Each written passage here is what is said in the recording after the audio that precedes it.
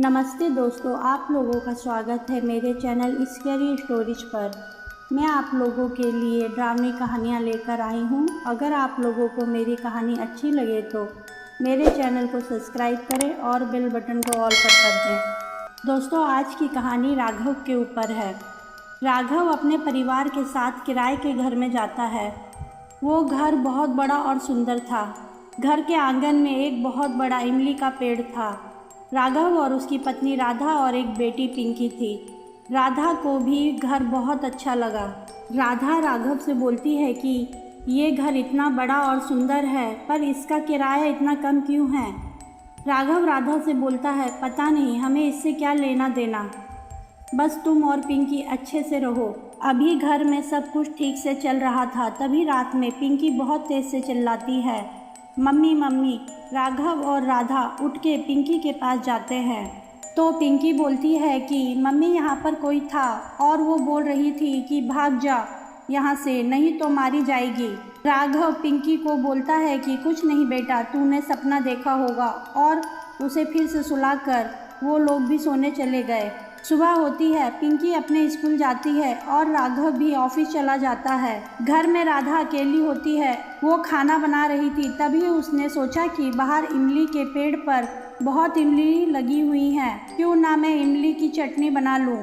राधा कुछ इमली तोड़ती है और फिर वो इमली की चटनी बनाती है। खाना बनाकर राधा जब हॉल में बैठती है तभी उसे लगता है कि कोई उसके पीछे से भागा। वो एकदम चौंक जाती है और घबरा कर इधर उधर देखती है, कहती है कौन है कौन है, पर उसे कुछ नहीं दिखता। तभी राघव पिंकी को लेकर घर आता है खाना खाने के लिए। तो राधा राघव से बोलती है कि मुझे यहाँ पर कुछ ठीक नहीं लग रहा है। राघव राधा को बोलता है कि तुम भी पिंकी की तरह बोल रही हो।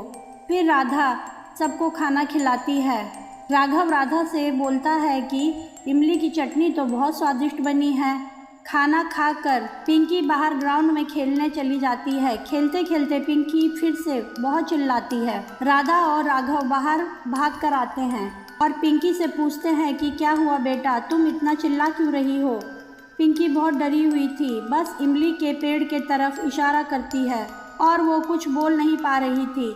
उस दिन से पिंकी चुप चुप रहने लगी और बहुत बीमार रहने लगी। राधा राघव से रो रो कर बोलती है कि ये घर मनहूस है, हम जब से यहाँ पर आए हैं कुछ भी अच्छा नहीं हो रहा है। राघव ने जिससे घर किराए पर लिया था उसका नाम किशोर था। उसे अपने घर बुलाता है और पूछता है कि सच सच बताओ, तुमने इतना बड़ा घर मुझे इतने सस्ते में क्यों दिया। जब तक तुम मुझे सच सच नहीं बताओगे मैं तुम्हें यहाँ से जाने नहीं दूंगा। बहुत डराने और हड़काने के बाद किशोर बोलता है कि दरअसल इस घर का मालिक बाहर रहता है, उसने मुझे घर की देखरेख के लिए ये घर दिया था, तो मैंने सोचा कि इस घर को मैं किराए पर लगा दूँ तो घर का भी देखरेख हो जाएगा और मुझे थोड़े पैसे भी मिल जाएंगे, और इससे ज़्यादा मैं इस घर के बारे में नहीं जानता। किशोर बोलता है, और हाँ, मकान मालिक की बीवी को ये घर बहुत पसंद था। आप लोगों से पहले वो यहाँ रहती थी और उसकी फिर मौत हो जाती है। किशोर राघव से बोलता है, बस मैं इतना ही जानता हूँ।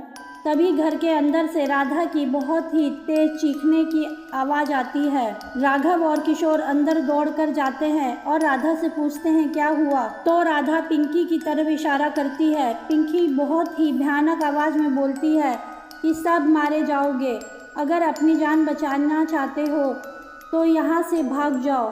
इतना बोलकर पिंकी बेहोश हो जाती है। ये सब देखकर राधा बहुत रोती है।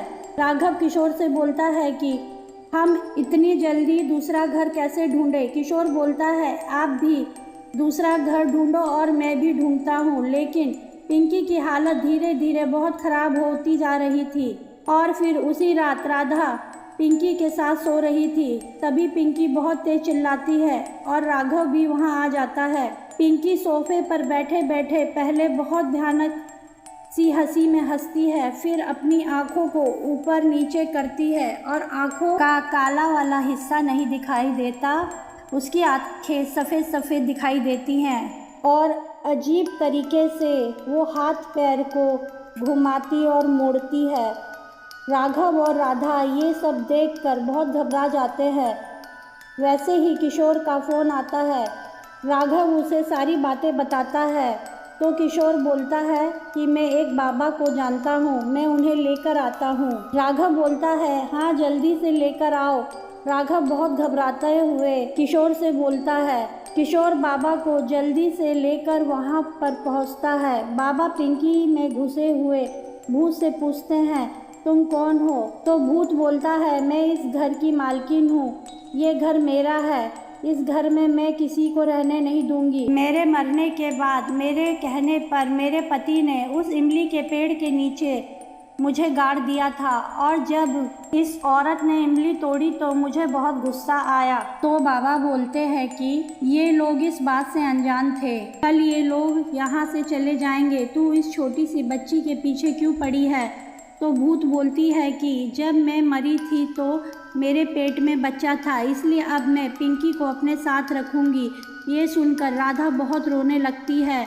ये सब सुनकर बाबा कहते हैं ये लोग इस घर को अभी इसी वक्त छोड़ देंगे, तू पिंकी को छोड़ दे।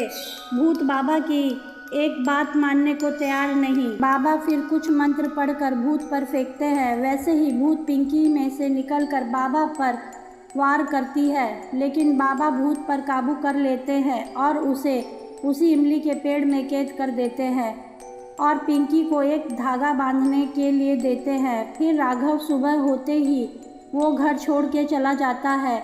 अब उस घर में कोई नहीं रहता। दोस्तों, आप लोगों को अगर मेरी कहानी अच्छी लगे तो मेरे वीडियो पर लाइक और कमेंट करें और मेरे चैनल को सब्सक्राइब करें।